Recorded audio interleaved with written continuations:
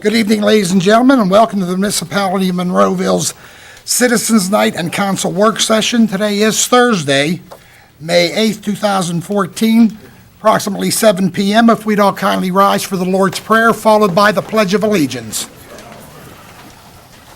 Our Father, who art in heaven, hallowed be thy name. Thy kingdom come, thy will be done, on earth as it is in heaven. Give us this day our daily bread. Forgive us our trespasses, as we forgive those who trespass against us. Lead us not to temptation, but deliver us from evil. For thine is the kingdom, and the power, and the glory forever. Amen. I pledge allegiance to the flag of the United States of America, and to the republic for which it stands, one nation, under God, indivisible, with liberty and justice for all.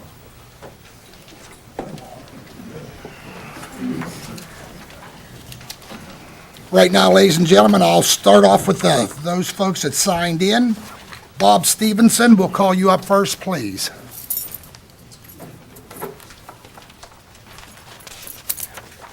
Thank you, Mayor, Council. This is my first meeting this year, and I see some new faces and some old faces, and I've been watching the meetings on TV, and it's a lot better than it was. So keep up the good work. It wasn't my intention to do that in front of everybody, but my real intent tonight is to use the referendum of the television to tell people to vote no on the library tax referendum. And that's all I have. Thank you. Thank you, Bob. Thank you. Marilyn Kahn. Cool. Cohen? I was close. Marilyn Cohn, resident of Monroeville. I'm also here to ask the residents of Monroeville vote no for the library tax. On Tuesday, May 20th, is the primary election day. On the ballot, there will be a referendum for a $1 million library tax. The municipality puts funds for the library in their budget, and the library also receives Allegheny County RAD tax money. If this referendum fails, we still will have a library in Monroeville. Knowing that we will have a library, why does a library want to tax every homeowner, renter, and business in Monroeville? If this proposed tax passes, $1 million will be assessed on every home and business, and we will be paying approximately $100 additional library tax on every 100,000 assessed property. Yes, this will affect all of Monroeville. This will go into effect 2015. This is not a temporary tax. You will give the library approximately $2.3 million per year. Why does a library need this kind of money? The library board can increase the $1 million to $2 million and even higher in 2016 or thereafter. And council and the residents cannot have a say. The library board does not have to be accountable to council or the residents on how they spend this money. The people in outlying areas will pay nothing. Don't give the library board an open door to raise our taxes. This is the only way to defeat this referendum is to vote no on May 20th. Let's speak loud and clear. Please vote. Thank you. Thank you. Ralph Greco.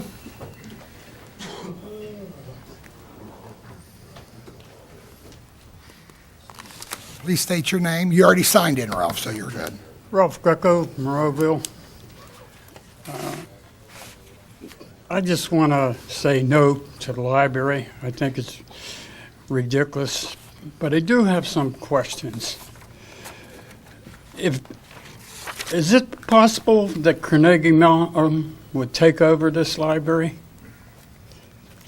I don't know that off top. I don't think that they do that anymore. Tim, can you help me? Ralph, no, we looked into that 2-3 years ago in the county.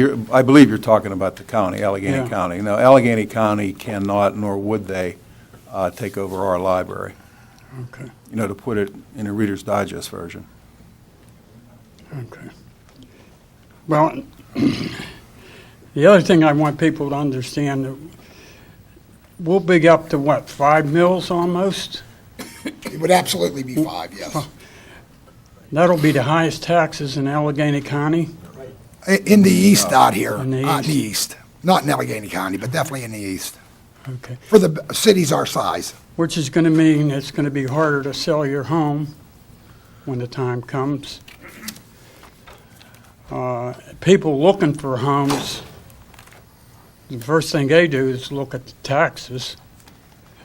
And if the taxes are higher than somewhere else, they're going to go somewhere else.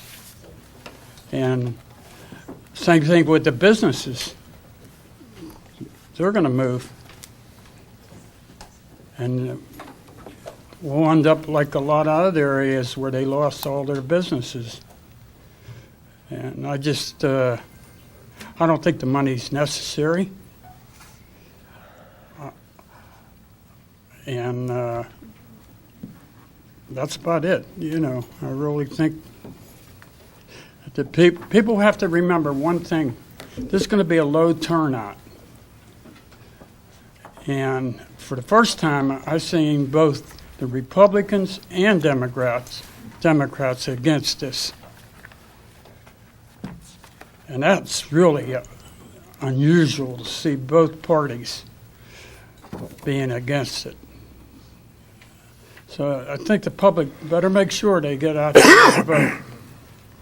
Because if they get all the people out there from the library that they want, it could be tough going.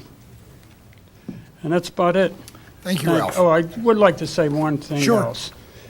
I just want to thank JJ because he patrols our area constantly.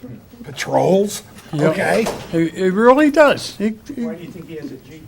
Yeah. And make sure everything's the way it's supposed to be. And I want to thank him for doing that. Because there's not too many councilmen that would ride around, and he pretty near takes a trip through the whole plan every day.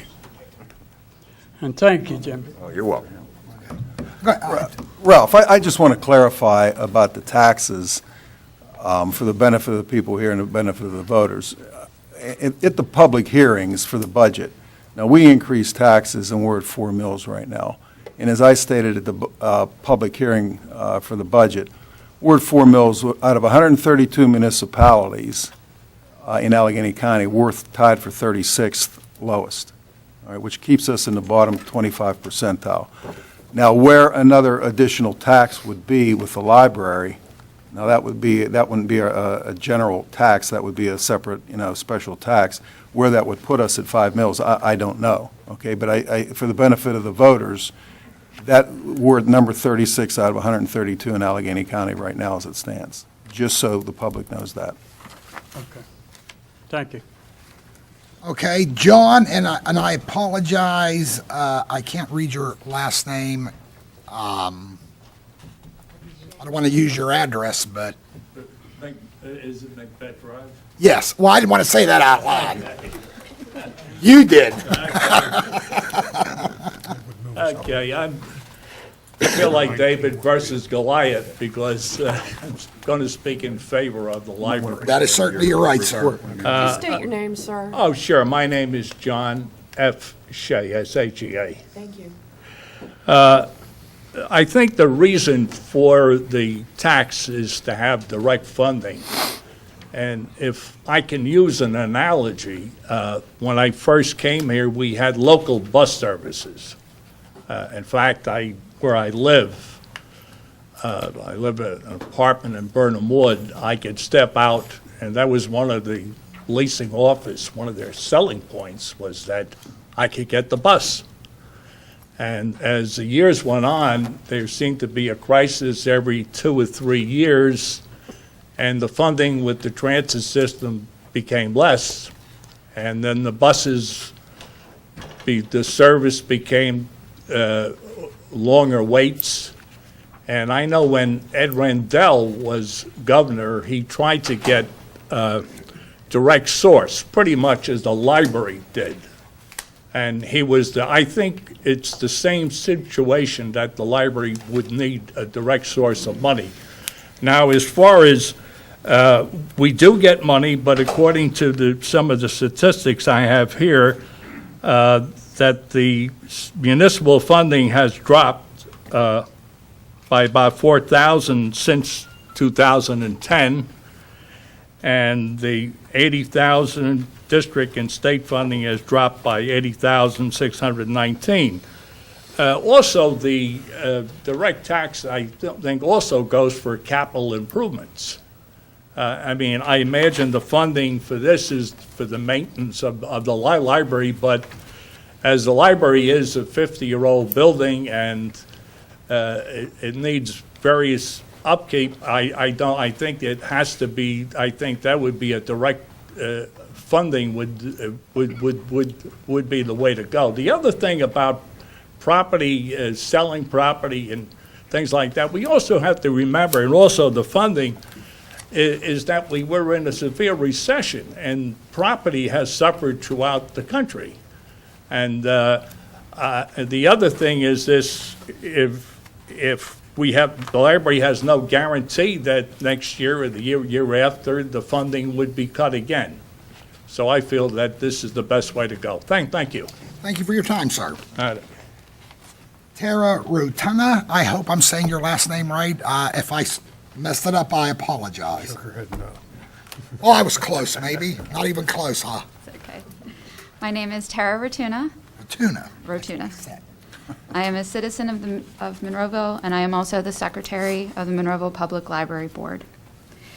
I want to tell all the citizens that the decision to move forward with this referendum was not motivated by greed or a desire to raise taxes for the citizens of Monroeville. This decision was very difficult. It was not taken lightly. The goal of this tax, as John said, was to obtain dedicated, guaranteed, sustainable funding to ensure that the library can meet the needs of the Monroeville community and be an asset for the next 50 years and beyond. The decision was really motivated by survival.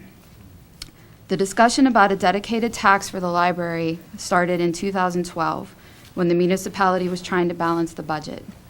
In that year, the library requested less money, and quoting an article from the Times-Express, the library cut programs and did not fill vacant positions, said Christy Fusco.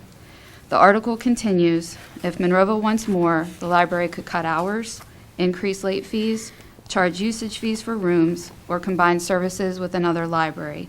A library tax is also an option, said Mr. Little. In the municipal budget, the library is deemed a non-essential service. Therefore, it is subject annually to not only budget reductions, but is subject to being cut entirely. I believe it is voted upon every year, whether the library will receive funding or not receive funding. I'm not questioning that anyone here does not want to fund the library. However, when the next council comes in, the next municipal manager comes in, will the vote be to continue to fund the library? If the library does not have municipal funding, the library will close. The library relies on the municipal funding to operate. The library also receives state funding based on municipal funding, so that's very important. I have been asked some questions in talking about this referendum, and I would like to clarify a few things. One question I was asked is why would the library request this after council raised property taxes for next year? The fact of the matter is that we have been thinking about this since 2012 and actually put the petition out before property taxes were raised. We also went forward, and I know it was not anyone here, but we were also informed by previous members of council and municipal managers that there would be no tax raise for next year. And that's one of the reasons we went forward. Would the library receive 1.5 mils in funding? No. If this referendum passes, the library would no longer receive any funding from the municipality. It would be a direct tax. Would the 1.0 mill tax ever be raised? And the answer is no. The board does not have the power to raise this tax. It would have to go back to the voters. It would have to be another vote. The board is accountable. The budget does go to the municipality for review.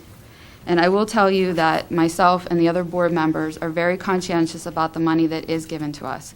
We check bills, we check invoices, we check contracts. We try to make sure that any type of service that's needed for the library stays in Monroeville. We are extremely conscientious about that. Another question is, what would the funding be for? It would be for the maintenance and operation of the library, including to make it more handicap accessible, which includes fixing the current lift or installing an elevator. The library's 50-year-old electrical system is having trouble keeping up with the number of computers that we have. The HVAC system is constantly in need of repair. The vestibule floods when there are heavy rains, and these are just some of the examples of what we would need the funding for. If the tax does not pass, will the library close? Again, that depends on having sustainable funding. And the last item that I will address is I've been asked, why should the library be funded at all? Aren't libraries obsolete? And I don't use the library. I do not have children, and I never will have children, but yet I pay school taxes. I receive no direct benefit from paying school tax, but I know that having a strong and vibrant school system benefits our community and me as a citizen, and that it keeps property values high. That's the same with the library. I can also tell you that libraries are not obsolete. Now more than ever, the library staff is needed to help people make sense of all the information they find online.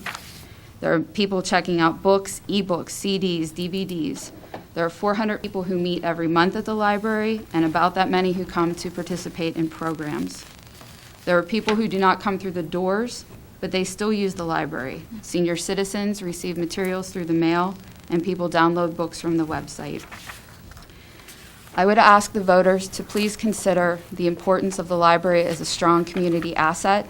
It is our community center. We don't have a downtown. It's a place where people gather, and it's important to a lot of people. So I really hope that everyone, whether you vote yes or whether you vote no, I wanted you to have this information. I value everybody's opinion in this matter and respect everybody's opinion. I just wanted you to have the information, and I truly believe that the library is a very valuable asset to Monroeville. Thank you. Thank you. Diane Lindsay.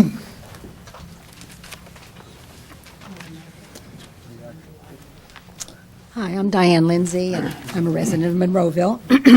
I've been a resident of Monroeville for 28 years. When we first arrived, I came to the library to find out about how to register to vote and to pick up tax forms and to get my library card. And I do have to say that our house value in 28 years has doubled. So I think probably that's true of everybody here.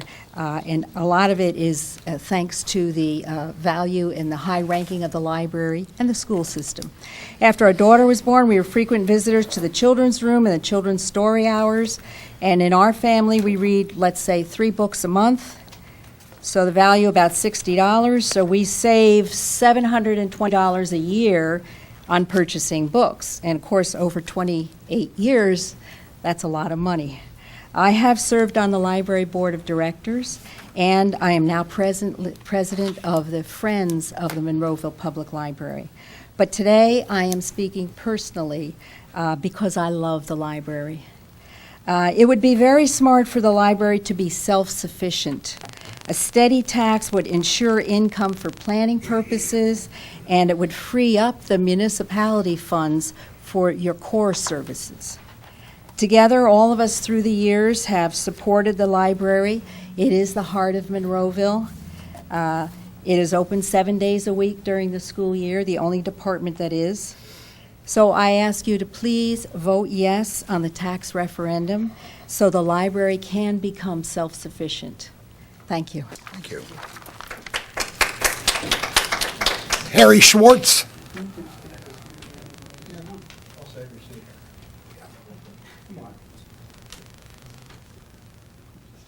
Harry, you already signed in. Just state your name for the record. It's Harvey Harvey, I'm sorry. It looks, I yeah, you're think right. it's- I'm sorry. I don't spell too well. No, it's my fault. 'Cause I even know you. My fault. I forgot my glasses at home, so I couldn't check the label. My mom was sold it in my underwear. I don't even know what to say to that, Harv. That's usually the case. I'm a little confused because I got a telephone call the other day, and it seems to come from Florida. And perhaps some of these esteemed people who sit in the exalted positions on the library would tell me who is funding these phone calls that are hitting throughout this area from Florida and Illinois and New York, pushing the yes vote. Anybody want to tell me about that? I made some calls yesterday on my private cell phone. Uh, We have a voters list. Oh, I understand I that. wasn't in Florida, You weren't in Florida. right here in Monroeville. I'm not too bright, but I can usually Address me, identify, Harv. professional fundraisers and professional pollsters. And these people are professionals. So somebody is actually paying to push out a vote for some basic reason. I don't understand it. I am normally a person who supports libraries. But in this case, I have to be candid, I'm against it. I'm against subsidizing the borough of Pitcairn, Murraysville, the borough of Plum, the city of Pittsburgh, and all of these other places that have people that come in and use the library system. This is not a Monroeville library. It is a regional library. Therefore, it should be funded throughout the entire region. I don't believe Pitcairn is being polled as to their feelings on this, nor do I feel that the people who are involved in this are people who are homeowners in the situation that many of us find ourselves in. There's a very large, disproportionate number of older people who have limited incomes, live on Social Security, who received a very small Social Security increase this year. These people are paying additional Medicare funds, which will be going up as I understand it. And, you know, you can check me if I'm wrong, but usually what Social Security does, I ain't wrong about. And Excuse me, Harv. what's going on is we are being hurt. I really appreciate the fact that the value of my house may have gone up, may have doubled, tripled, or quadrupled. But I don't get none of that until I sell the damn house. So I got to live on a very, very low income with no increases. Now, we have to fund certain things. There are necessities to fund the basic municipal services. I don't object to funding the library up to a certain point. But, you know, there are other ways to fund it. Perhaps the library should consider selling memberships so that the people who use the library pick up the freight. Now, that may be a bad idea. I may be entirely backward and very, very wrong in my thinking. But I don't believe that putting a tax on people in Monroeville and senior citizens in Monroeville who, in most cases, are getting little or no increase should have to fund it. Not only aren't we getting an increase, but I just got a statement from two local banks. One gave me 28 cents in interest, and the other had 79 cents in interest for a 6-month period. Now, I'm more than willing to fund the library on the basis of the interest that I get out of the local banks. Now, as far as the recession goes, ain't nobody who's been hit by the recession more than somebody like me who's been retired for some 23 years. We understand the pitch. We understand the need to update our houses and most of us do live in single-family dwellings. We don't live in apartments where we have landlords we can come back on and scream at. We have to fund these things on the basis of what we can afford. And it's become very, very difficult. So all I can see is the fact that there must be a better way to do this. In order to do this, I would be willing to meet with the library board and look for that. But in order to do that, there should be a no vote on the part of the citizens of Monroeville.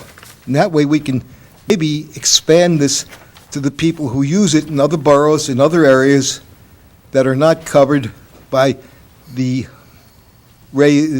referendum. Thank you. Thank you, Harv. John Yakum.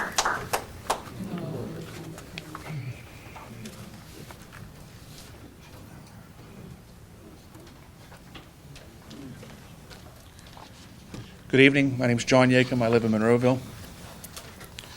Mr. Mayor, members of council, Manager Little and Solicitor Dice, good evening to all of you. Mr. Mayor, thank you for the opportunity to address you in council this evening. As usual, I have a prepared statement, but I want to deviate for a moment. Sunday's Mother's Day, and I want to take the opportunity to wish all the moms a happy Mother's Day. My wife, my mom, my sister-in-law, Councilwoman Gatus, happy Mother's Day. Thank you. And to all your moms, happy Mother's Day. Second thing is, I want to apologize for the growth. It started out as a joke for a playoff beard, and I'll be damned if I'm going to shave it now. Thirdly, I want to take the opportunity to congratulate the Gateway Lacrosse program. Most people don't know that Gateway started a lacrosse program 4 years ago. Started as a club program and is now a WPIAL program. This is our second year in WPIAL. And the team qualified for the playoffs last night, the first time in their history. So kind of a big deal for the boys in the lacrosse program, so I wanted to mention that. Mr. Mayor, once again, I have several questions. I hope you will at least answer some of them. Mr. Mayor, in your HHS report last month, you seemed to ridicule a resident who filed over 100 right-to-know requests during some time period. You said that the requests have cost the taxpayers over $100,000. It is my understanding that the open records official is a salaried employee, and our solicitor is paid a flat monthly fee.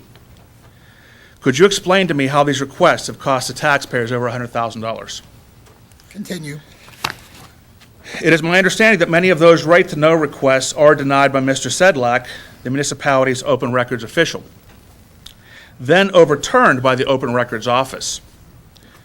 Therefore, Mr. Mayor, it would be reasonable to assume that if Mr. Sedlak did not deny the request in the first place, there would be no need for the appeals. Furthermore, even after appeals, it is Monroeville, not the resident, who has decided to appeal some of these decisions to the Allegheny County Court of Common Pleas. So really, Mr. Mayor, it seems to me that Mr. Sedlak's denial of legitimate documents plays a large role in the alleged costs of these right-to-knows. Mr. Mayor, it is not this resident, but Monroeville, who recently appealed a right-to-know request to the Court of Common Pleas. This appeal revolved around the number of employees who are treated by one of our council members. It appears that one of our council members generates a significant amount of personal income and fortune from Monroeville's health insurance carrier. Mr. Mayor, last month I asked you if you were going to release the daily report. During last year's election campaign, you repeatedly indicated that you were going to release this report because it contained no national secrets. So I'm going to ask you again, Mr. Mayor, are you going to release the daily report to the public? And if not, why not? Continue. Last month, you also referred to the daily investigation as being completed very inappropriately. Mr. Mayor, could you expound on that statement? Continue. Regarding the daily report and the new CSI investigation, according to media reports in the daily report, it is alleged in the paper that curious firefighters were able to access police call information, sometimes after hearing calls on a police radio, and firefighters on one occasion reportedly reviewed 911 information about a rape case. My question is this, Mr. Mayor, and I hope you will answer it. What is the scope of the CSI investigation? Continue. Mr. Mayor, the public is paying for this investigation. Would you please answer the simple question as to what is the scope of this investigation? Continue. As you are very aware, Mr. Mayor, public officials oftentimes have information about their public life questioned and even exposed in a newspaper. It certainly can be embarrassing for public officials to have his personal business discussed in public. Even zoning hearing board nominees can have their personal business discussed by residents and politicians. But public officials need to understand that the public oftentimes has a need to know about the business dealings of people who control the public purse. That is why the public is often very curious about gifts that are received by elected officials.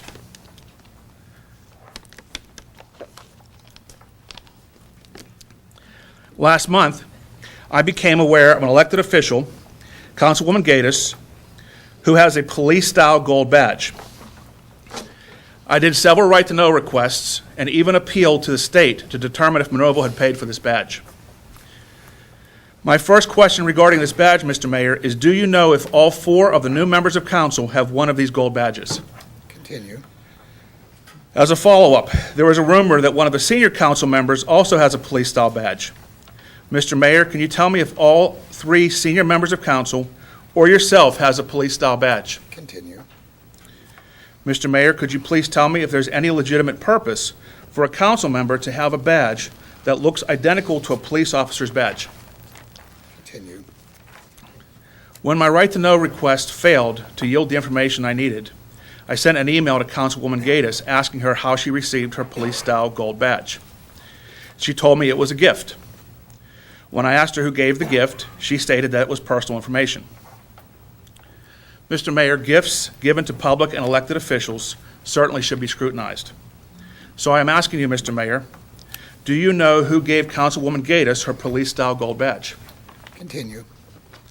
The public certainly has a reason to know if our elected officials or members of council are being bribed or inappropriately influenced.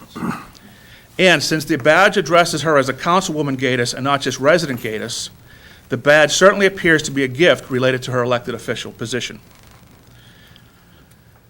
I have another question regarding possible gifts to council. It has come to my attention that at least 2 members of council may have attended the recent prize fight at the Monroeville Convention Center. I do not know if there were others. The fight came to the attention of the public because it was discussed at last month's council meeting. It is my understanding that these seats were either front row or ringside. Mr. Mayor, were you or members of council given seats to last month's prize fight as gifts? Continue. Could you tell me if members of council received preferential seat assignments because of their political position? Continue. Last month, you handed out a document that outlined the cost of the HIP investigation. You included costs for overtime, back pay, cost of legal counsel, and cost of the investigator.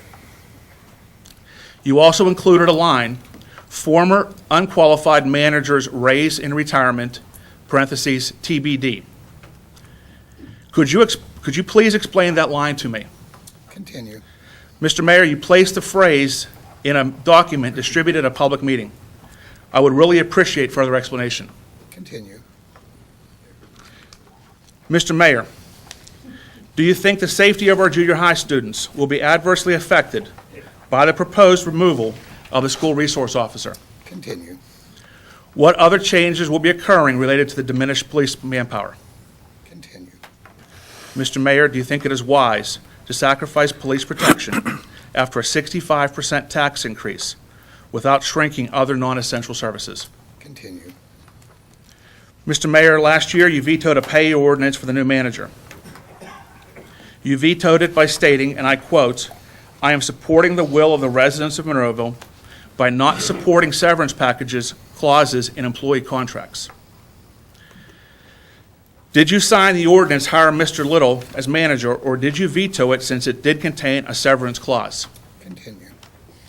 Could it be that you're vetoing last year's ordinance, yet signing this year's has more to do with personal animosity and politics than it does with principal.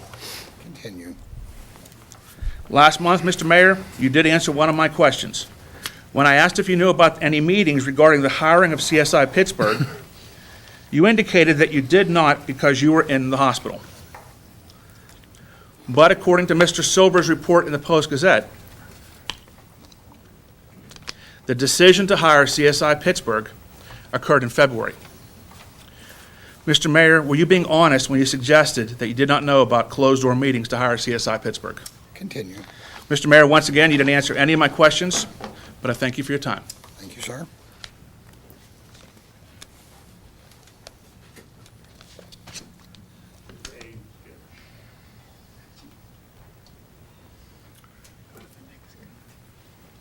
Lisa Fennessy.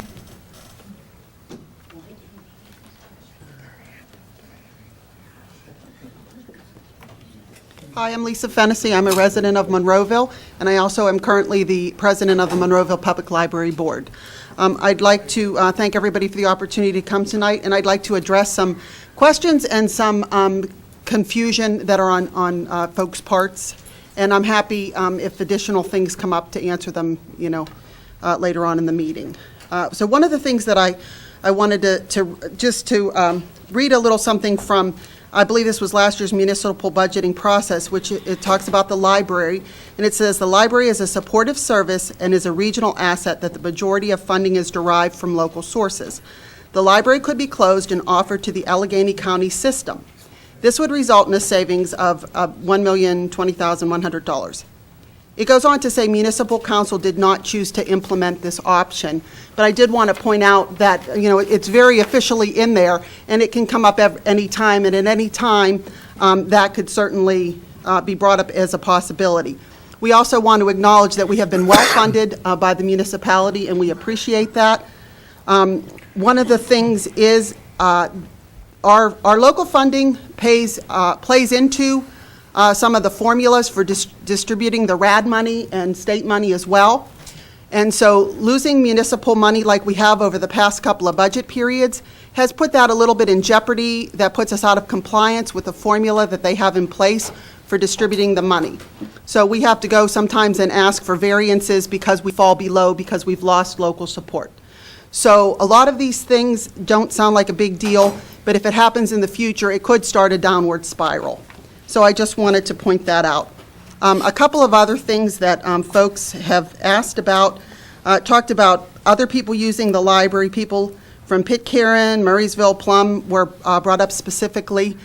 Pitcairn, we do receive a benefit because we provide services to Pitcairn, I think because they're a distressed community, so the library does benefit with funding because of that. So that's part of the money that we get. As far as charging memberships go, we're not allowed. Again, that would put our state and county money at jeopardy. There are certain standards that you have to maintain in order to be part of the state library system and the greater county system. We are part of the Allegheny County Library Association, so we're already hooked through all the other libraries, and part of that, in order to get the RAD money, we have to be part of that system. And in part of that system, you have to have a universal library card, which allows other folks who have library cards at other libraries to use ours. It also allows us to be able to use their library should we be in their community. In addition to that, we do have a lot of businesses in Monroeville, and businesses have employees. And I know some of those folks who don't live in Monroeville but work in Monroeville, and so they get the benefit, they use our library. We also get the benefit of all the other libraries being part of the ACLA system because now we have that universal catalog. So sometimes you'll get a book out of Monroeville Library, and if you've put it on hold, it often comes from another one. So that enabled us to sort of increase our books to circulate. So we do get other benefits, and again, that's part of state and county. Also, I just want to say something. When I became a member of the library board, this was something that was very new to me, so I like to help educate people. I think a lot of people have no idea how the library is funded. And I certainly learned a lot. A lot of people say, oh, let's just give it over to the Carnegie. It doesn't work like that. The Carnegie isn't sitting around waiting for libraries. And one thing that happened is Andrew Carnegie, even the Carnegie libraries that we have, he built libraries. He did not endow them. So there is no money to run them. They're in the same boat, so to speak, as we are, which is why they, in the city of Pittsburgh, went for the referendum. So Monroeville sort of follows that same story, except for we're even better. The residents built the library, and we're hoping the residents vote to keep it going forward. A couple of other things. People have said that we've not explained what we would do with the money or how that would work. And one of the things that I want to talk about with the library tax, and we keep talking about an additional tax, it will remove $500,000 directly from the budget line that the municipality gives us. So subtract that $500,000 already, we're giving that back to the municipality because the municipality will not have to fund us. In addition to that, there's a lot of services that the municipality provides for us that don't show up in that budget, that pretty much fall into other people's budgets. And we could become a revenue stream and give more of that money back to the municipality, freeing up even more money for the municipality. And I'll give you some examples of things like that. The insurance on our building, I know, is covered by the municipality. That's something we could reimburse you for. Grass cutting and snow removal is done by municipality employees. We could certainly reimburse for those services. Same thing with general maintenance, and I want to give kudos to our maintenance staff because our maintenance isn't always easy.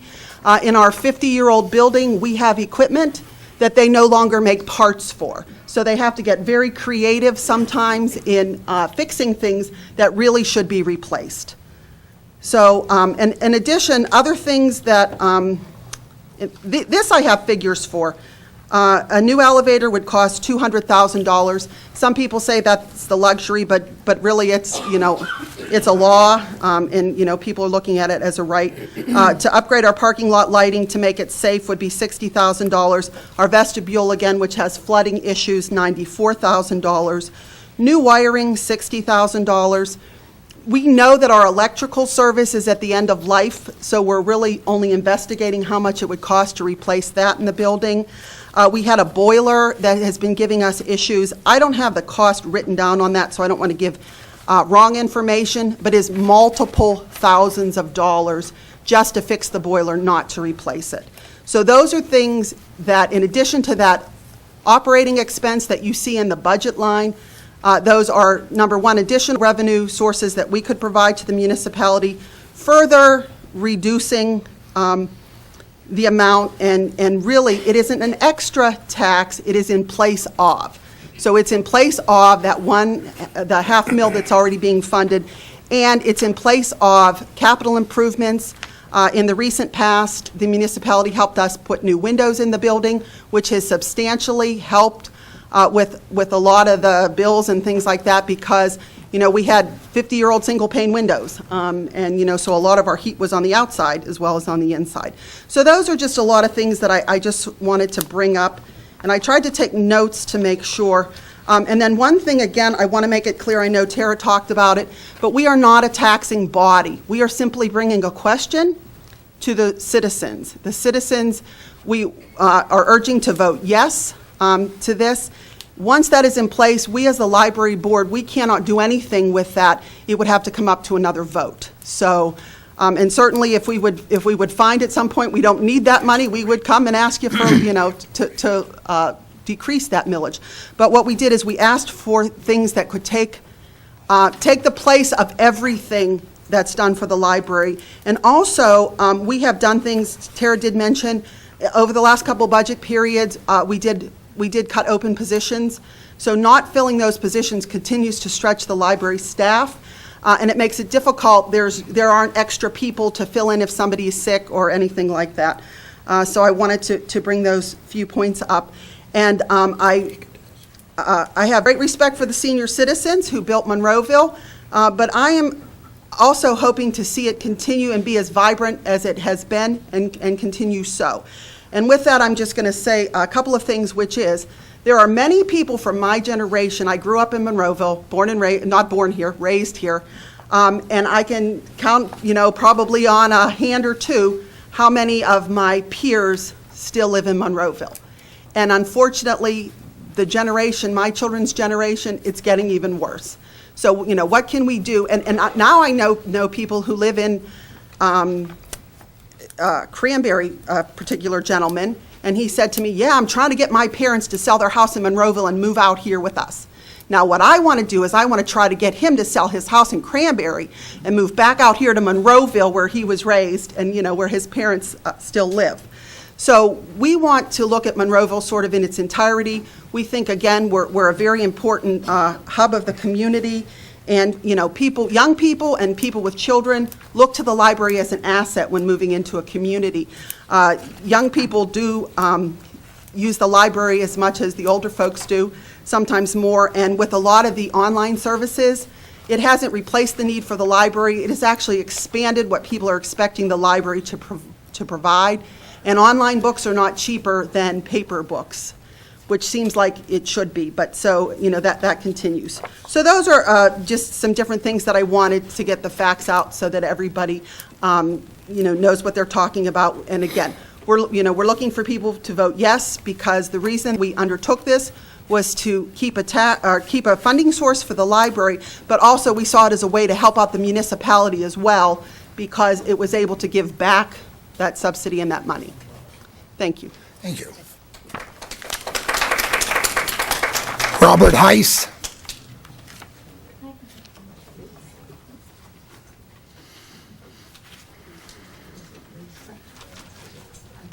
Please state your name for the record.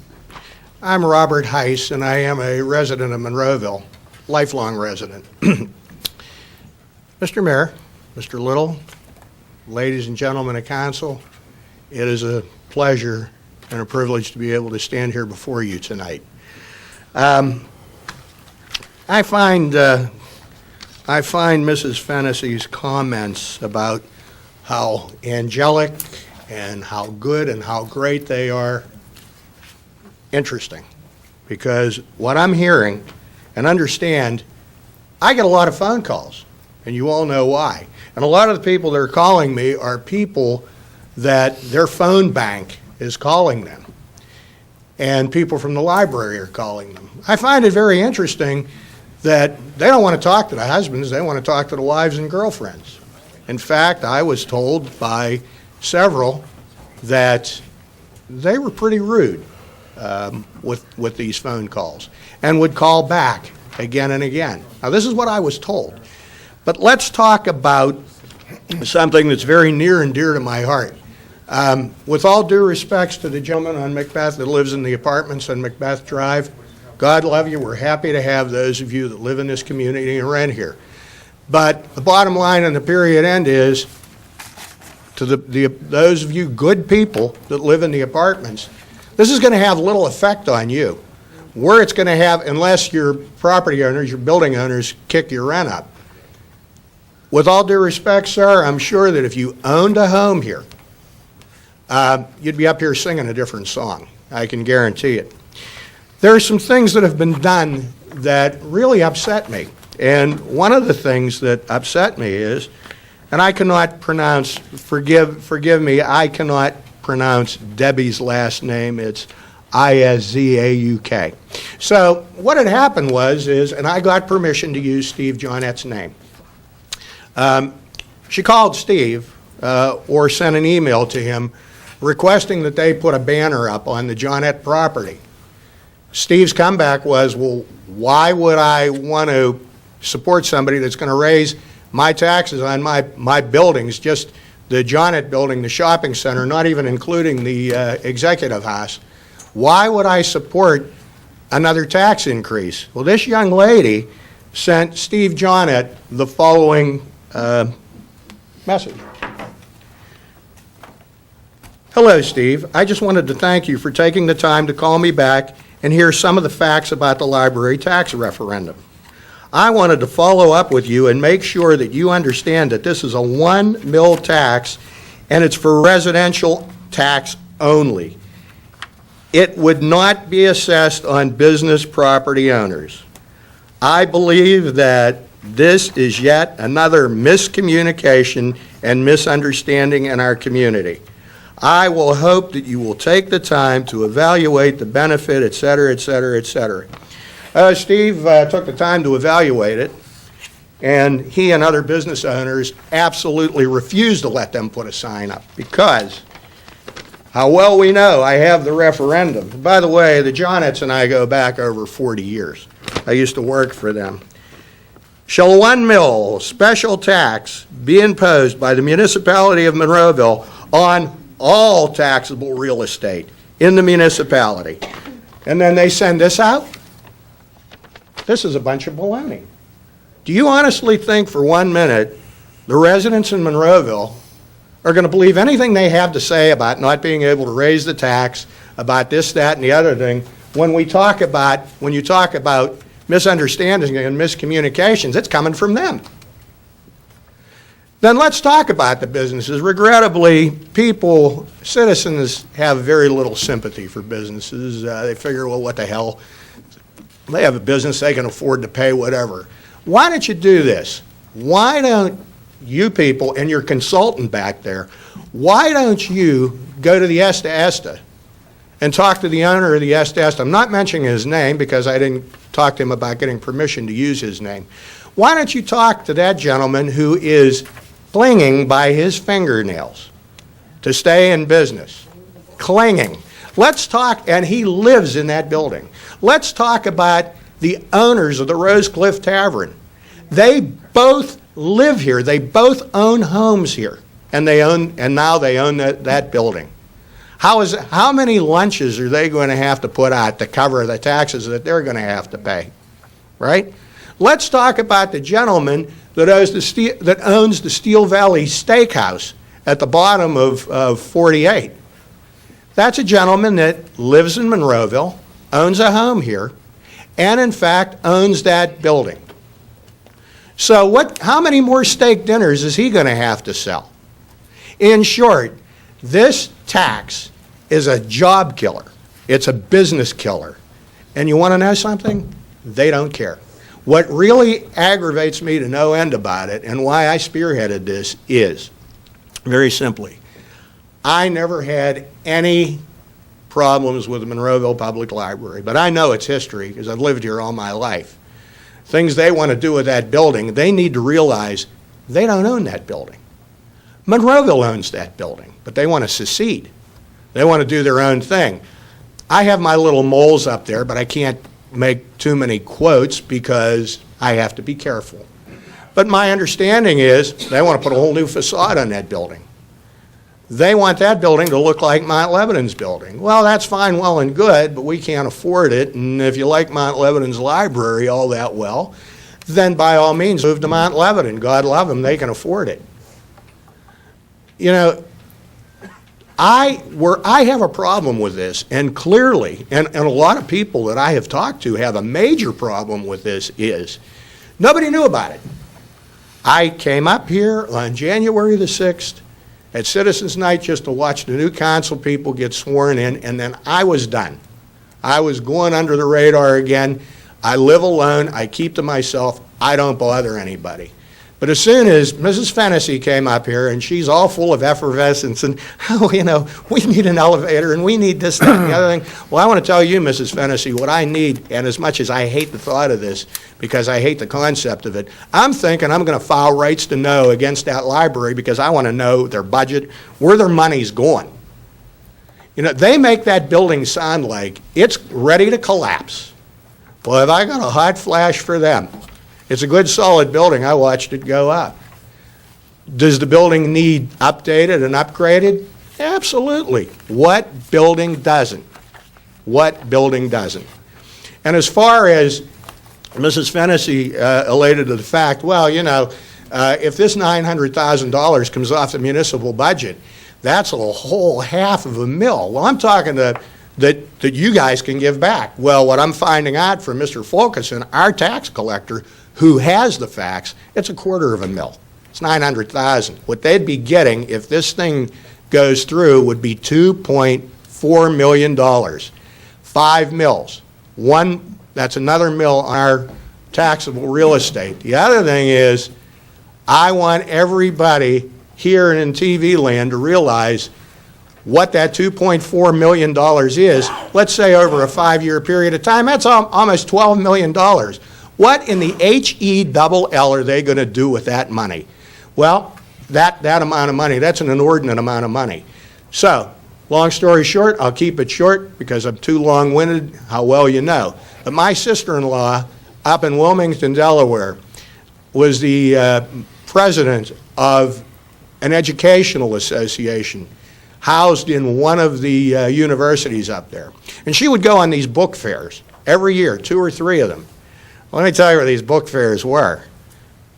Belgium, one in China, wherever else. I can tell you exactly where some of that money is going to go to. They're going to, first of all, they're going to give everybody that works up there a big fat raise. Don't think for 1 minute they're not, okay? The other thing that they're going to do with that money, just my opinion, it's my opinion, it's not a statement of fact, but I'm entitled to my opinion, and I want people to think about it.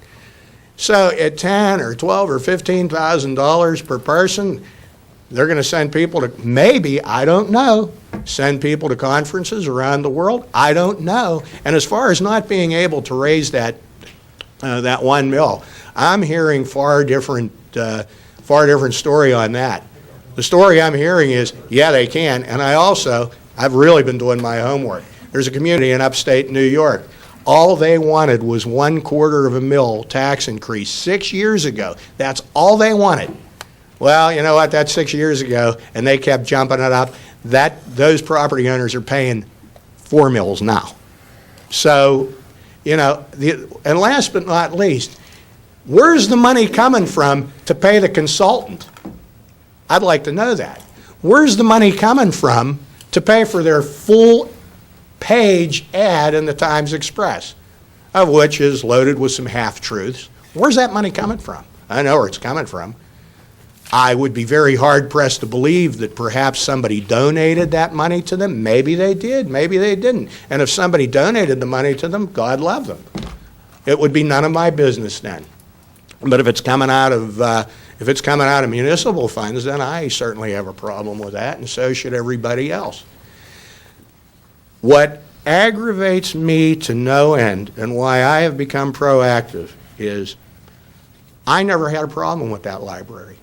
And I would have clearly been on the other side of this if those people in that library on January the 6th would have come up here like good, solid citizens, and instead of laughing and giggling and being so full of effervescence and we need an elevator and this, that, and the other thing, if in fact they would have just reached out to the community and said, hey, we need help.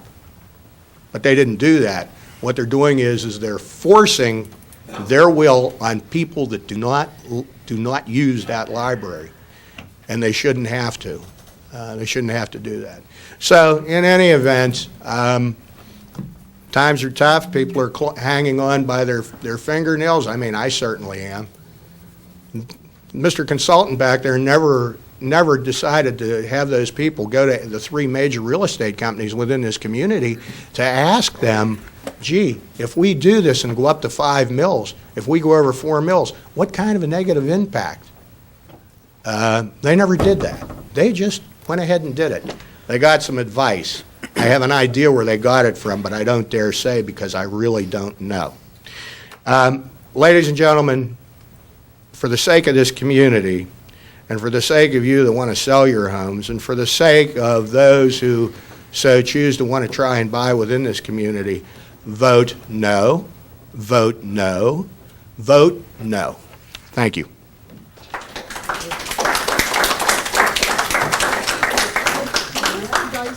Correct some of the misinformation. We'll have that opportunity. Again, I will keep the floor open for anybody that would like to address council.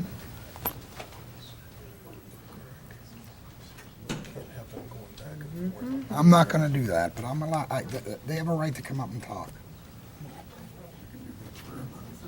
That wasn't the order that we signed in on. How do we choose who gets to speak before the next person? It was the order. My name is Robert Serafini. I am a resident of Monroeville. I'm here to speak on two things. One, the library, as always. First of all, the library, from what I understand, the budget is $1.5 million a year. Roughly. They want 1 mil, which is 2.4. Now, we're talking about $900,000. Tonight, Ms. Fennessy mentioned the fact that they were $450,000 they needed to re-up the library, plus the furnace. Now, that's half, a little over half of what they want every year, $800,000 to $900,000. They want that every year. What the heck are they going to do with that every year? If you're going to spend $500,000 and get it all done, what the other couple $100,000 plus $800,000 a year every year, what are they going to do with it? There is no way you can possibly vote yes to that. Now, I'm a neighbor of Tara's, and Ms. Fennessy both made some points here tonight. And like I said, they want yes. I want no, and a majority of people want no. And I hope everybody goes to the polls on the 20th. It's very important to vote. That is very important. They're counting on you not going to the polls because that's what they want in this kind of an election. Something else I want to point out, I was told when a phone person called me that they were from Florida. Now, I also want to find, as he said back here, who's funding that money and who's doing it? And another thing, my neighbor next door, right next door to me, told me that they told her that the tax was only for 1 year. It's a lie.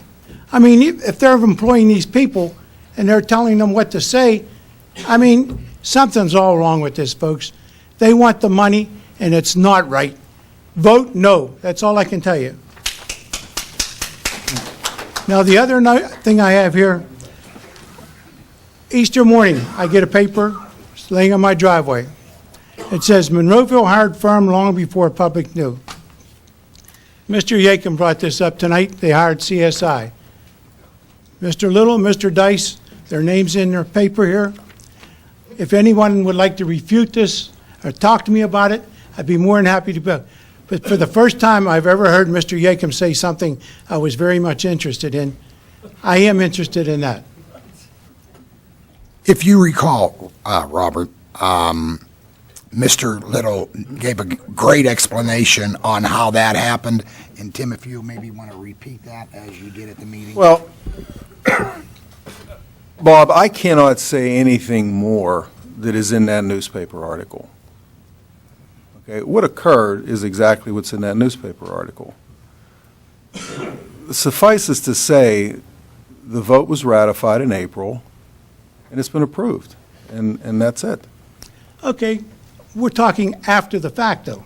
Well, you are correct, and as I said to council at the last meeting, should that have been on the March agenda meeting for the council meeting? I'll say, yeah, I said probably. I think I'm quoted as saying probably. Okay, and it wasn't. And I'll say that was a lack of communication between me and Mr. Dice, okay?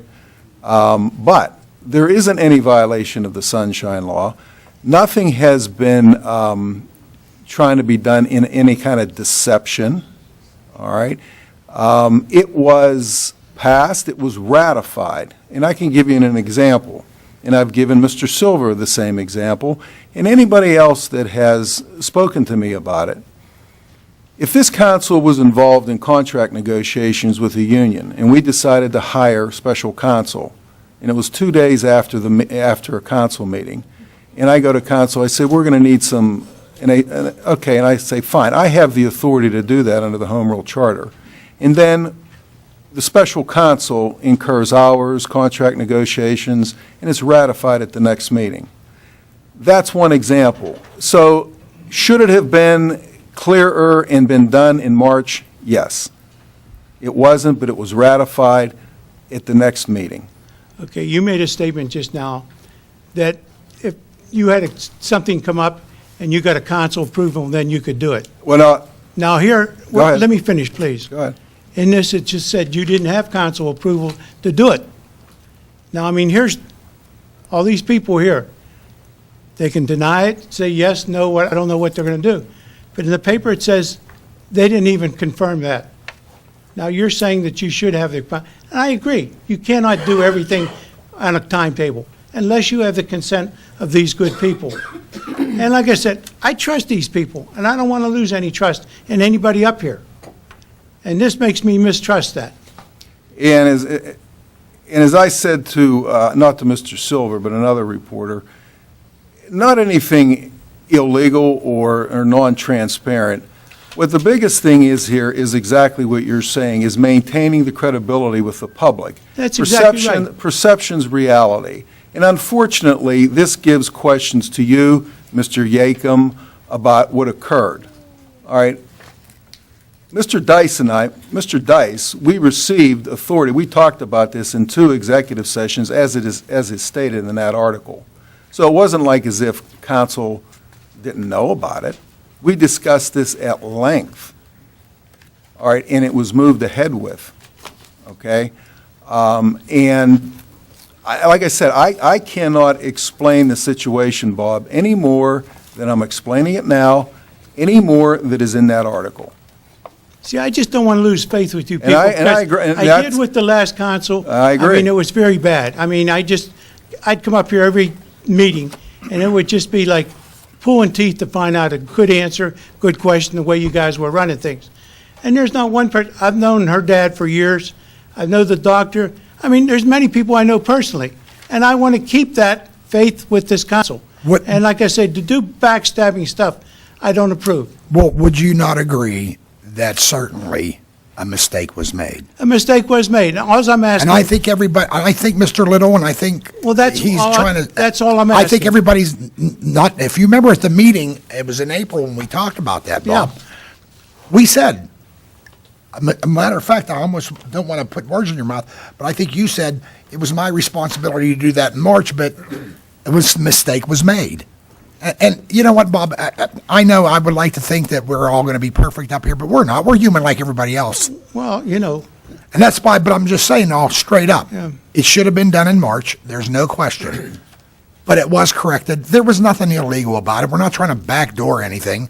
If you remember, every member up here, including myself, ran on that we're going to correct all the mishaps over the last few years. End of story. Yeah.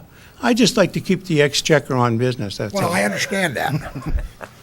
He wasn't even looking. I know. Thank you, Listen, I just don't want to be part of making news. This is so trivial. I know it is, Okay. but like I said, I just want to say. I can't believe I just that- want to keep that the faith is people what I want to wanna do. talk about something that happened that was so insignificant.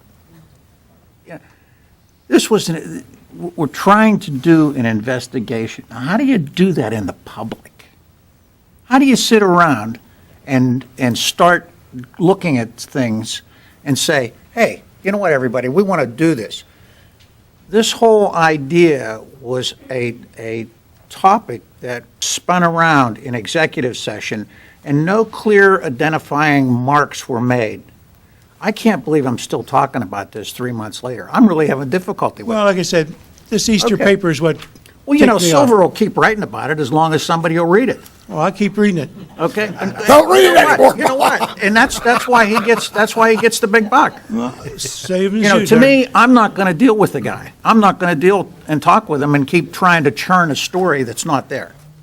Well, like I said, all I want to do is keep the faith with all you people. Okay, Bob, you And- can keep the faith. You Yeah, amen. I mean, would you not, I'm saying as the mayor, and I'm speaking for myself, we made a mistake. The fact cart that was you put say a in front- mistake was made is good enough for me. cart was put in front of the horse. There was nothing done sneaky. Okay, that's all I Believe want. me when I tell you. And that's legit, Bob. That's and- as true as I'm sitting here. Last word, vote no. Once again, ladies and gentlemen, I will keep the floor open. Beth, I don't believe you signed in, so you can sign in. I did not. My name is Beth Fishman. I'm a resident of Monroeville. This is Citizens Night, correct? Yes. First, let me say, I'm appalled, Mr. Dice, that you would think that matter is so trivial, and that's my personal opinion. Mr. Mayor, why do you have back and forth with Bob and you totally ignore Mr. Yacom? Is he not entitled to answers to any of his questions? I agree there's some that he doesn't deserve answers to, but the majority he does. So I guess I'll just go through my questions and expect the same treatment. Who is CSI and AVI Investigations? Who referred them? You were all too willing to disclose allegations that Lieutenant Pasquarella had a relationship with the daily investigations, so why not disclose the truth here? And if there's nothing, why not say so? Why is counsel spending $10,000 based on the words of people who basically admitted they lied to the first investigator? What makes you think $10,000 that's going to get you the truth? Did you ever think people will say whatever they need to those in power so they remain in good graces, so they keep their jobs? To Monroeville Government Watch and Monroeville Government Watch. Despite your differences, you have a goal in common. What's best for Monroeville? Demand to learn the truth as to whether or not this council met in violation of the Sunshine Act prior to passing the ordinance to hire CSI. And it's not just this investigation. If you did it once, you can do it again, and who knows what it will be the next time. Remember, 2 council members were quoted, and as was confirmed just now, that there was an executive session where this was discussed. But in Mr. Dice's book, those statements fall under a reporter creating a story. The municipality pays its solicitor over $17,000 a month. Either he's giving them bad advice or they're refusing to listen. Demand to find out what it is and fix it. If they're refusing to listen, my guess is you can hire someone a lot less expensive for them not to listen to. Demand to know if it's true, as Mr. Little was quoted as saying on April 3rd, before the ordinance passed, that a broad and comprehensive investigation had been undertaken. And while you're waiting for the answer, keep in mind that the right to know request already proved CSI billed the municipality $4,334 for work done in February. And then ask why the solicitor, whose signature appears on that document, sat here last month and lied directly to our faces. Mr. Mayor, you've publicly criticized a resident for submitting so many right-to-know requests. Maybe that wouldn't have been necessary if you and this council provided the transparency that was promised in your campaigns. Mr. Clary, when you were appointed to the Zoning Hearing Board, you said one of the first questions you asked is why are the Zoning Hearing Board members paid? Shouldn't the second question have been directly to those members, asking if they were willing to do that job before you reorganize the entire board for no pay? There's nothing you can say that will make me believe that the motivation behind this act was petty political vindictiveness against Mr. Yacom. Was it so important to you to teach him a lesson that you ignored the downside to the municipality by doing what you did? Did you seek advice from the solicitor before you reorganized the board? Did Mr. Dice tell you, as Michael Fives, the zoning hearing attorney for Franklin Park, has been quoted as saying, a smaller zoning hearing board could put the municipality at risk for losing potential business construction projects, that a 1-to-1 vote could force an appeal to the Court of Common Pleas. If that happens just once, any money you saved will be lost to additional legal fees, lost opportunities, or both. But that's okay because you showed Mr. Yacom. This council needs to move forward. During budget talks, you all sat here and said you wanted to work with business, you wanted to bring in new business. Nothing's been done yet. I don't have children in the school district. There's nothing in here in Monroeville to keep people like me, double income, no kids, here, especially after 2 years of increased property taxes. I'm taking Mr. Wilson's advice and I'm getting out. I just think you need to do something before everybody follows. Thank you. Once again, I'll leave the floor open for anybody who'd like to address council.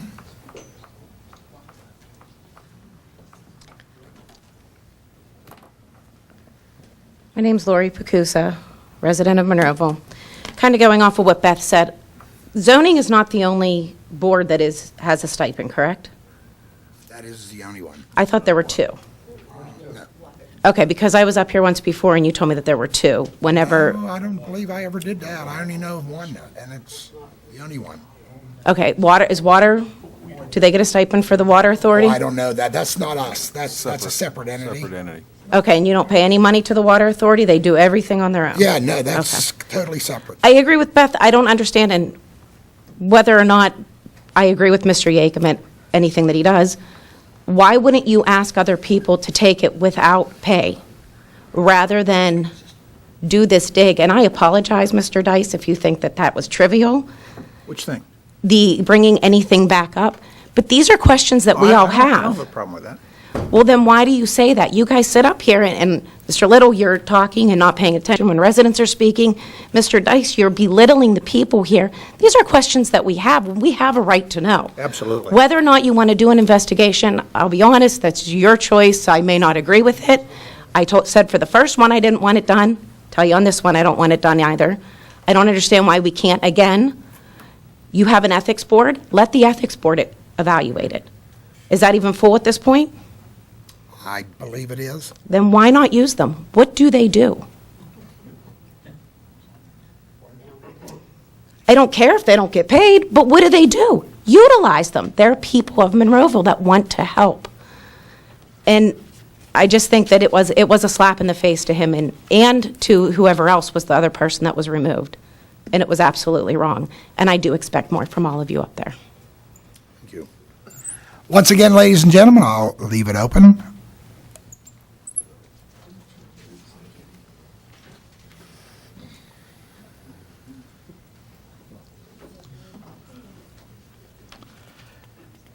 Jim Macaluso. I'm here as a resident and as a member of the Senior Citizen Club. Anything we want at the center, we get it ourselves. We go out, get people to give us stuff, or we have bingo, stuff like that. The borough does never owns the building, but they don't have to pay for anything in our center. We just finished doing a little remodeling over there. We paid for it out of our money. Because everybody's always talking about the senior center, and it's always bad. But we have a lot of people coming over there. As far as the library thing, I have nothing against the library, but I don't want to pay out no more money. I haven't gotten a raise in over 25 years. I get the same amount of money as when I retired. And I don't have any extra money to be given out for the library. So I'm begging all the seniors to get out and vote no. That's all I got to say. Thank you, Jim.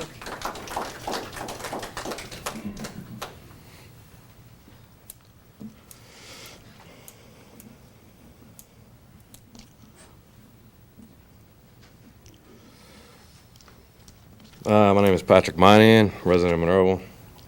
I also want to wish you a happy Mother's Day. Thank you. And two women here that have done extraordinary work for my nephew, Betsy and Lori. I want to say happy Mother's Day to them too. Thank you. All right, well, as far as them reducing the taxes, I don't believe anyone's done that since Andrew Jackson after the Civil War. I don't think that's ever going to happen. Actions always speak louder than words, just as perception is the key. And last month I accused the council of using the zoning board as a tool for revenge against John Yakem and Stephen Pasquarella. I predicted that the two members who would be removed would be John Yakem and Ray Pasquarella. I said it would be retribution against John Yakem for being outspoken in his criticism, and against Ray Pasquarella because his son is Stephen Pasquarella.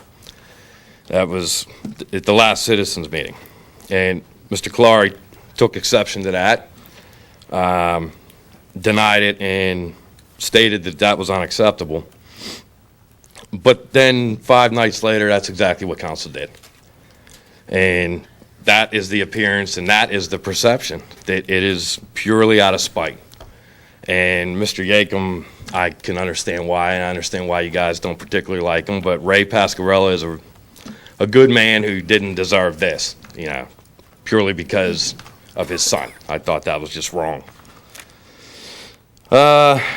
in addition to, I don't think it's saving much money or helping us as a municipality.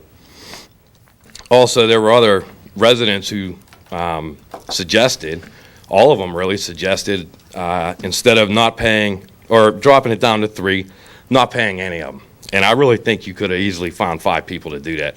If you have all these other boards with people on it, I don't think zoning would have been that big of a deal unless there's some sort of education you need with zoning. I'm not aware of. Mr. Mayor, you were clear about your remarks and the right to know requests and how much it costs the municipality. I don't dispute that it does cost money. However, as someone who does file right to know requests, I feel compelled to point out to you, I don't file these requests to give Mr. Sedlak more work or give Mr. Dice a chance to charge more fees.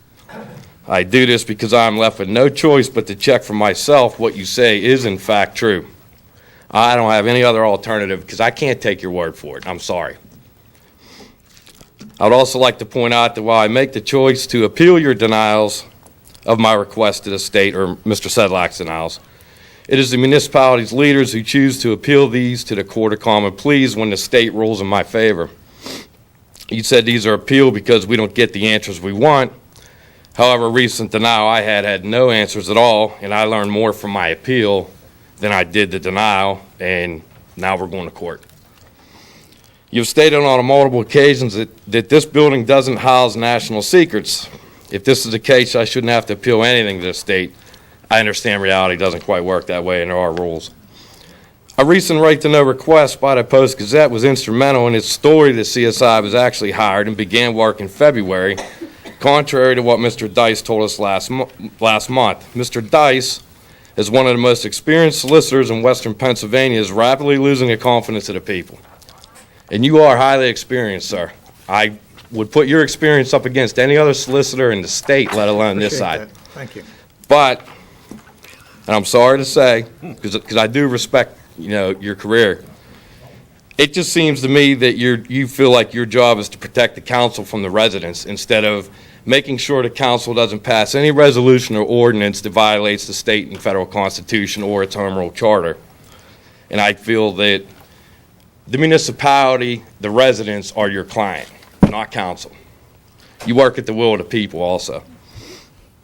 Another thing that you said last month, Mr. Mayor, was your statement that Mrs. McKinney was unqualified, and you took note of what her position at manager did for her pension. I think the people should notice about Mrs. McKinney, who was criticized highly all last year, but she took it. She didn't have the college degree that so many of you on this council think is important, or some residents, I understand, believe that also. But she did have something that Mr. Little doesn't. She had the benefit of working under 11 different managers during her career and taking part in 21 different budgets. She learned 11 different ways how to put together a budget. Mr. Little only knows one way, which is his. You can't learn this from any college course. She was basically a 21-year intern.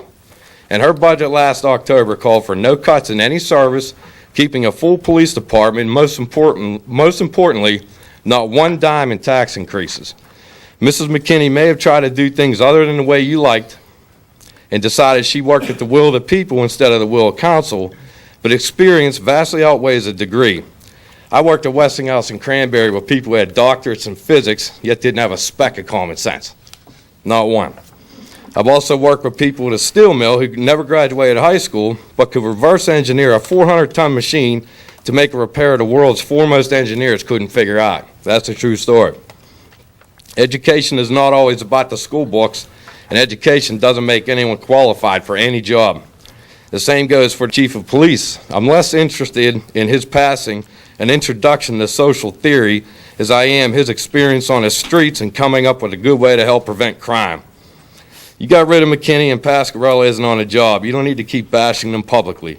You keep pointing out that Pasquarella was administrator of the Alert TS software, Mr. Mayor, but you somehow never point out that he was assistant chief and had a boss. Thank you for your time. Once again, ladies and gentlemen, I will keep the floor open for anybody who would like to address council. Yes, Mayor. My name is Jan Rawson, and I am a resident of Monroeville. I have been a resident for 45 years, and I hadn't planned on speaking tonight. I just came to hear what was going on. I guess I'm here and I wear two hats. I'm chairman of the Democratic Committee in Monroeville, and I also am a member of the Gateway School Board. What I want to say is, there's many things. I really don't know where to begin from what I've been hearing tonight. As far as the zoning board goes, many, many years ago, it was a 3-member board. It only became 5 members when the Home Rule Charter went into effect. I've been here for 45 years, so I've been through it all. I've been on the committee since 1969. So I don't feel that that was anything that was done vengeful. I feel that as far as the taxes go on the library, I say vote no. I don't understand how 14,000 people who are members and don't live in Monroeville, why do the Monroeville residents have to be penalized and pay this? There has to be another way to do this. If they would have come before council, asked for help, and tried to figure out a way, maybe something could have been solved. So my thing right now, we're negotiating contracts, school board, and we're scratching our heads to try to keep things down because we don't want to raise taxes. Now the library comes along with a millage rate that sort of puts a crimp on us at the school too. So I just feel the residents in Monroeville have been gone through enough, and we are an older community now, whether we like it or not.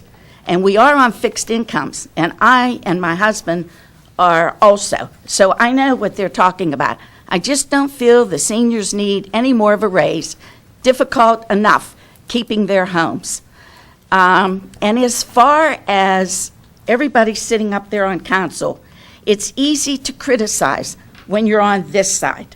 I understand what all of you are going through, and it is easy to make a mistake. I don't feel that what was done vengeful, and I think these people should put themselves in your positions. They should feel glad that you're there supporting them. I, being on the school board, we go through the same thing. It's an unpaid job. We are not paid. We volunteer. We run for it, and I don't know why. But God knows we do the best we can, and I know all of you are doing the best you can. So it's really not fair for people to strike out at you when they're on this side.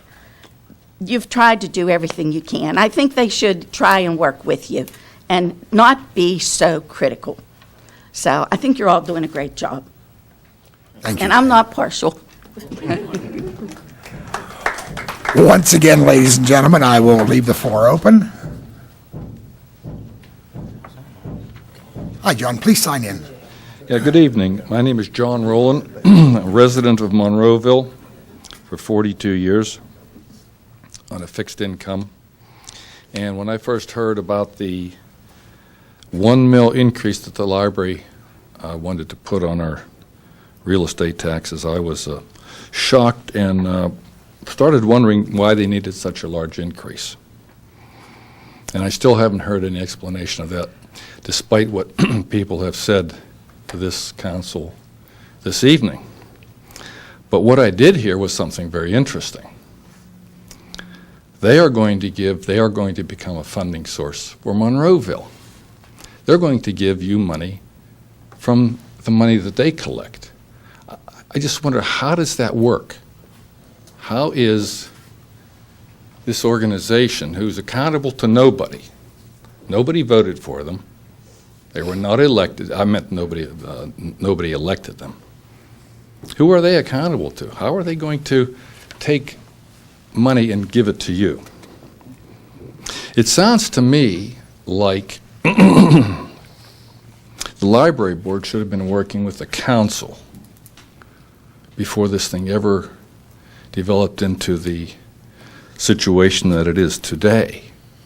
I mean, we have probably the largest increase in Monroeville's taxes just dumped on our heads this year of 2014, on top of which they want to now, if you do the arithmetic correctly, it's another 25% on top of that. It's a 68% increase in 14 plus another 25% if the referendum goes through. I just don't understand what they're going to do with all this money. If indeed they're going to act as a funding source and not use all the 1 mil, why wasn't this written into the referendum? Why did they choose 1 mil? It's a huge number. It increases their budget from approximately 1.4 million to 2.4 million. And then I wonder what happens with the RAD funding and the state funding. Is that on top of that 2.4 million? It's a huge amount of money. And I don't like the way that it was done. I don't like the fact that it was placed on a referendum, on a ballot, on a primary ballot, where the turnout is expected to be low. But I guess that was probably how the Kerry group, their consultant, probably pushed them along on how to do it. Very underhanded, not fair to the people of Monroeville, and I'm just upset about it. Thank you. Once again, ladies and gentlemen, I will leave the floor open. Seeing none, I'm going to close this Citizens Night proportion of the meeting.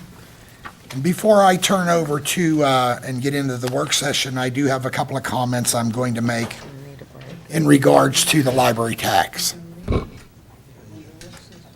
I'm here to just tell, before I even say anything else, I'm here to tell you I do support the library vehemently. My children used it. They no longer are children no more. They're grown adults, but we certainly do think it is an asset to the community. But there's some things I do want to make sure, and there was a lot of misinformation put out there, and I will do my very best to make sure, and some of you already stated some of that. Number one, the library is fully funded. When they talked about the electric, and Lisa did, if there's any life safety issues, it will be addressed immediately by this council, or I should say our administration would make sure it would be appropriately taken care of. Make no mistake, that is a 50-year-old building, and I'm sure there are things that do need repaired, but if there's anything that's a life safety issue, it will be addressed immediately. And if it's not, we, as this council, will ask this administration, why not? Second thing, they put out that there are 14,000 plus members. I would like to see how many of those are actually Monroeville residents. And I'm only repeating some of the things. Jim will back me up. I've talked at the senior center. You guys have given me a lot of these questions, and they've asked me to address this publicly, and I will do that. Plus many other residents as well. Bob and some of the other folks talk about the business community. I talked with many members of our business community. They're quite worried about the 1 mil increase. For those of you know, or maybe you don't know, we have a business privilege and mercantile tax. They pay a great proportion of our municipal budget, our business community. They're saying to me as mayor, and again, they've asked me to address it to you. I try to get some of the chamber members to come. Today was just not a good day for them. But they're just saying to me that their bottom line is going to be hurt, and some may have to leave if this passes. It's a very true story on Esta. I know Michael very well, and I'll say his name because he's my friend. He is hanging on by threads, and he's not alone. I've talked to others that I don't know as well as I do Mike. There is no way, I don't think anybody on this council, and certainly I as mayor, would ever let that library go away. That will never happen. I don't believe any future councils would do it either.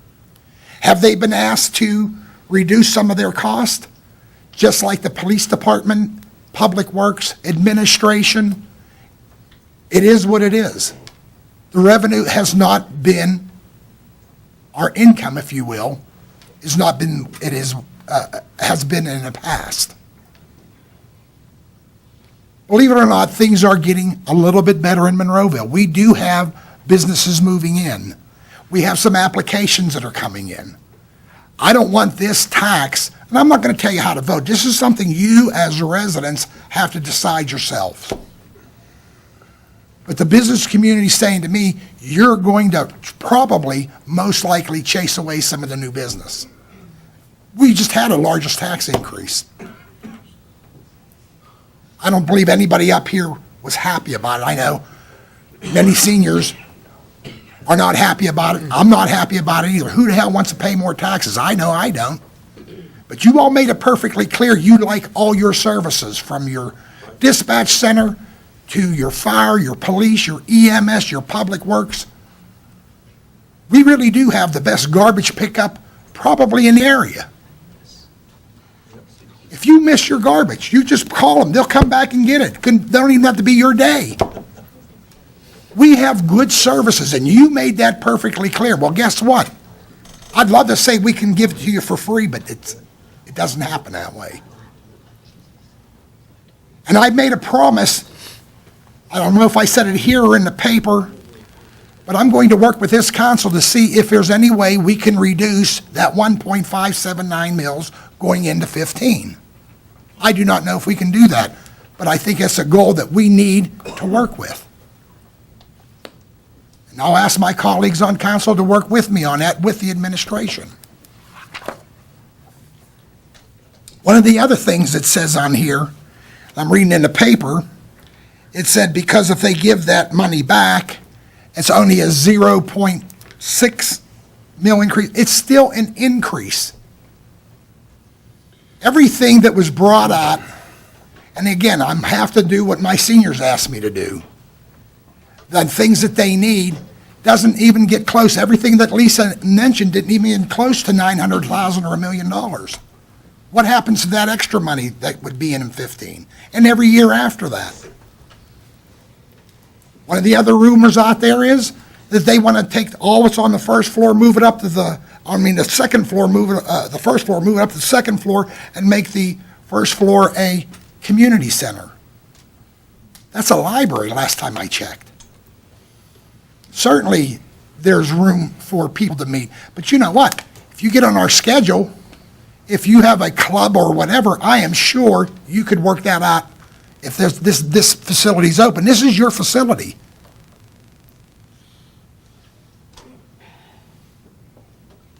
And then I'm hearing Bob brought up in regards they want to redo the whole building. That's a 50-year-old building. I've heard they want to make it green, if you will. Who doesn't want a green building? I work in construction. I work for a developer. Okay? To try to make a 50-year-old building green, you're throwing very good money away. That literally, it would be cheaper for you to take the entire building down and start over. To put money, all kind of money into a 50-year-old building to try to make it green is crazy. But that's what I'm hearing they want to do. So you as taxpayers need to decide which way you want to go on this. I am not going to tell you what to do, but I can tell you this library is fully funded. And if they have any issue that is truly a life safety issue of electric, be it the gas or the air conditioner, anything that roof, it will be addressed. And it will be addressed very quickly. You decide on May 20th. Right now, ladies and gentlemen, we're going to, oh, you need a 5-minute break? Sure. Ladies and gentlemen, we're going to take a 5-minute break. Obviously, Sharon needs her fingers to rest.